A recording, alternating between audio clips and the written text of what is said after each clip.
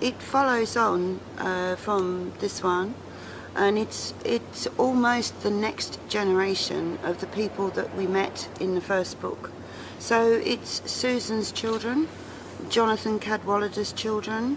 It is also, there are new characters as well, and we have Jack Quince, who we met in this first book. He's a convict, but he has now got his freedom, and he is waiting for Alice to come from Sussex, and she's coming as a free person, and she's bringing with her merino sheep, which she has bought in South Africa on the way, because Jack Quince and Billy Penhaligon are now partners.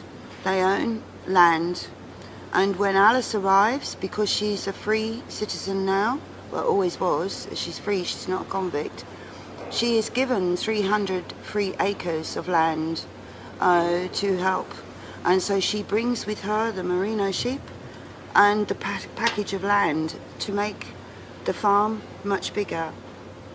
Unfortunately, she and Billy Penhaligon's wife clash immediately, because Nell is Billy's wife. She was a convict, she was a prostitute, which is why she was a convict, and Alice is very God-fearing, she's very straight, and the two women, they don't get on at all until there is a terrible tragedy, and then they realise if they are to survive, if they're for the future of their children and of their farm, they have to get on. And so that's their story. The other story deals with, there's several different stories, like all my books.